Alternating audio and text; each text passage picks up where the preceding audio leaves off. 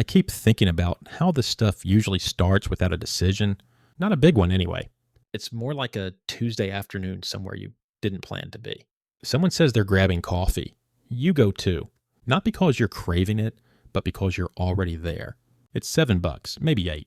It doesn't register as spending. It registers as participation. I remember doing that a lot. Showing up already meant the money was halfway gone in my head. What's strange is I never felt pushed. No one was watching my wallet. It just felt normal. Like that was the rhythm now. And once something feels normal, it stops feeling optional. I didn't think of it as buying coffee. I thought of it as staying in step. Later, when I looked back, I realized I hadn't chosen that pace at all. I just matched it.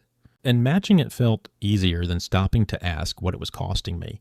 It's funny how many things I paid for that way. Lunches I didn't really want. Drinks I wasn't that excited about. Plans I agreed to because saying yes felt smoother than explaining why I might say no. Each one was small enough to ignore on its own. 15 here, 25 there. I told myself it didn't matter. I told myself it was just part of having a life. What I didn't notice was how often those moments showed up. 2 or 3 times a week turns into 10 times a month pretty quickly. And 10 times a month at $20 is $200. $200 a month is $2,400 a year. That was the first time it got quiet in my head. Not panicked, just uncomfortable. Because none of those moments felt expensive. They felt social. They felt harmless. But when I added them up, I couldn't remember agreeing to spend that much on belonging. I just remembered not wanting to be the one who made things awkward. And somehow that felt like a good enough reason at the time. I didn't want to look at that part at first, so I didn't. But when my friends' lives started changing, my spending changed with them, even though my paycheck didn't. New jobs, better apartments, nicer places to meet up. No one announced it. It just showed up in the background. I remember telling myself this was what moving forward looked like. Growth, progress. I didn't feel jealous. I felt adaptable. Like I was doing the adult thing by keeping up. But at the end of the month, my numbers felt tighter, and I couldn't quite explain why. I was proud of myself for not falling behind socially while quietly wondering why my bank account always looked a little winded. Group plans were the easiest money to lose track of. Trips, tickets, shared rentals. Everything felt lighter when it was split. I'd look at my portion and think, that's not bad. What I didn't think about was whether I would have spent that money alone. Most of the time, I wouldn't have. But with other people involved, the decision felt different. Safer. Like the responsibility was diluted. We laughed through bookings I knew I shouldn't question. I didn't feel reckless. I felt included. Later, the laughter faded faster than the charges. There's a specific kind of discomfort that comes with opting out. Not dramatic. Just a pause in the conversation. I remember feeling that pause before I spoke and choosing the easier route, saying yes. I told myself I'd deal with the money later. Later felt far away. Awkwardness felt immediate. So I traded one for the other without really thinking about it. The strange part is I didn't feel weak for doing it. I felt polite, responsible even. It wasn't until much later that I realized how often I paid to avoid a few seconds of tension. Lifestyle changes don't announce themselves. They slide in quietly, one upgrade here, a slightly nicer place there. I didn't wake up wanting a more expensive life. It just became the backdrop. Prices that once made me pause stopped registering. I noticed it one night when I caught myself saying something was reasonable that I never would have called reasonable before. That word stuck with me. Reasonable compared to what? Compared to who? I realized my internal scale had moved, and I hadn't noticed it shifting. I used to tell myself some of the spending was networking, maintaining relationships, investing socially. It sounded mature when I said it out loud, but when I looked back, not much had changed in those relationships. We didn't get closer, we just got more expensive. That realization didn't feel dramatic. It felt deflating, like realizing you'd been watering a plant that wasn't actually growing. I didn't regret the people. I just wondered when money started doing work connection couldn't. Shared subscriptions felt smart at first. Family plans, group discounts, everyone sending their part. It felt efficient. What I didn't see was how those small monthly charges stacked on top of each other. $10 here, $15 there. They blended into the background noise of my account. One night I did a rough tally in my head. Nothing precise, just enough to get a sense. I didn't like where it landed. It wasn't crushing.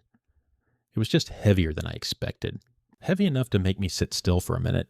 I noticed how spending became part of my role in certain groups.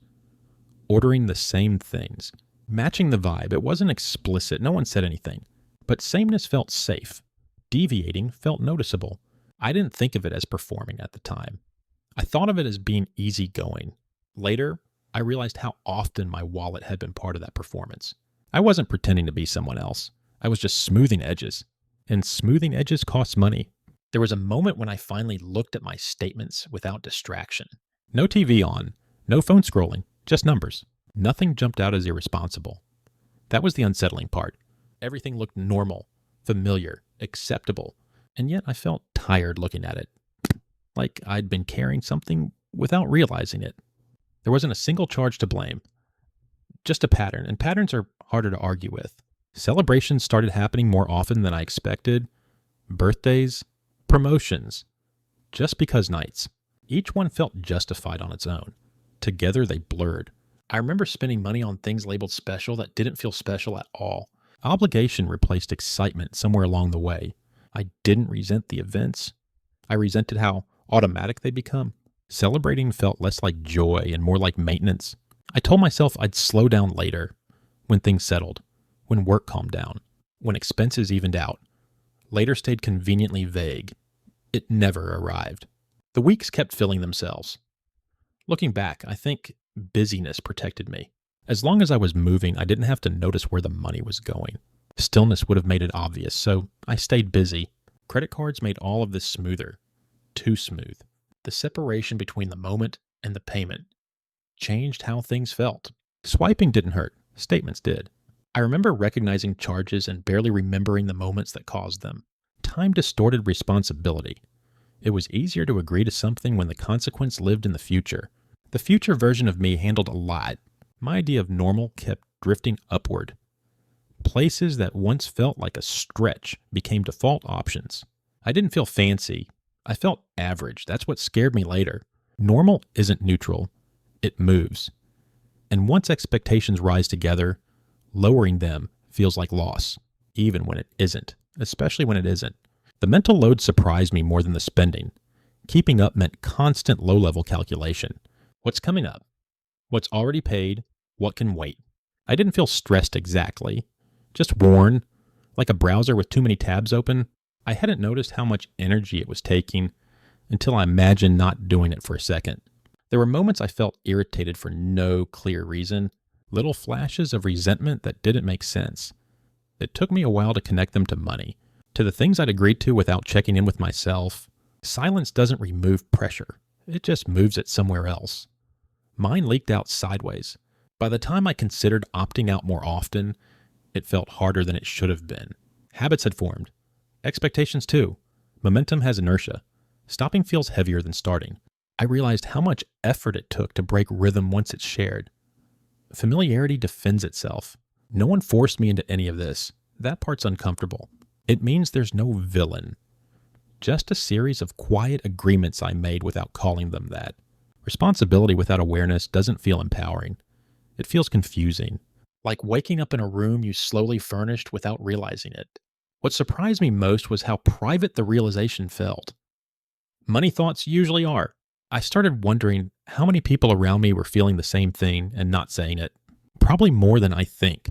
We all look fine on the surface. That doesn't mean much. Life kept moving while I thought about this. Plans still got made, charges still posted. Nothing paused so I could get clarity. I'm still inside it, still figuring it out. Some nights I picture receipts stacking quietly somewhere, long after the conversations that caused them ended. That image sticks with me more than I expected.